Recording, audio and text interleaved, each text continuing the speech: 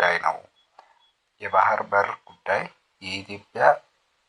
ኢትዮጵያ በታሪክ፣ በሕግ፣ በተፈጥሮና ጂኦፖለቲካዊ እውነታዎች የሚገባትን ቦታ የማግኘት እንዲሁም የሚጠበቅባትን ጂኦፖለቲካዊ ሚና የመወጣት ጉዳይ እንደሆነ አንስተዋል። የሰመራ ዩኒቨርሲቲ ፕሬዝዳንት መሐመድ ኡስማን በበኩላቸው የኢትዮጵያ ሕልውና በአባይ እና በቀይ ባህር ላይ የተመሰረተ መሆኑን አጽንኦት ሰጥተዋል። ኢትዮጵያ የባህር በር ለማግኘት የምታደርገው መጠነ ሰፊ ጥረት ጠቀሜታው በቀጠናው ጭምር መሆኑን አስረድተዋል።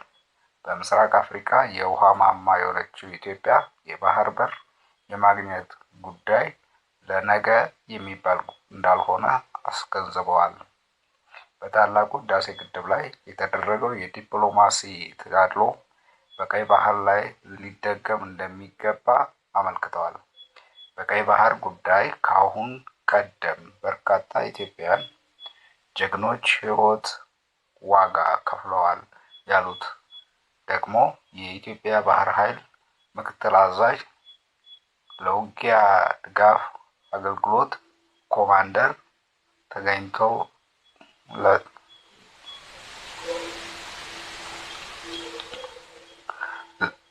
ለውጊያ ድጋፍ አገልግሎት ኮማንደር ተገኝ ለታ ናቸው።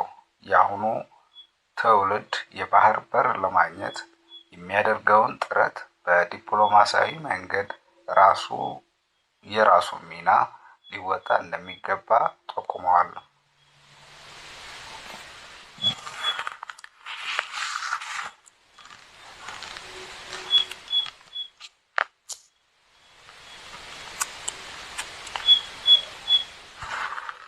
ይህ በእንዲህ እንዳለ ጦሩ ወደ አሰብ እርምጃ ጀመረ።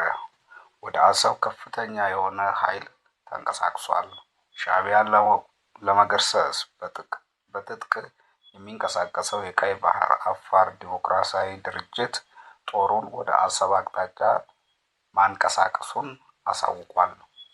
የኤርትራ መንግስት በዚህ አቅጣጫ አለ ብሎ ካሰበው የኢትዮጵያ ስጋት ጋር በተያያዘ ጠንከር ያለ የኃይል ክምችት እንዳደረገ ቀደም ብሎ ሲወጡ የነበሩ ዘገባዎች አመላክተዋል።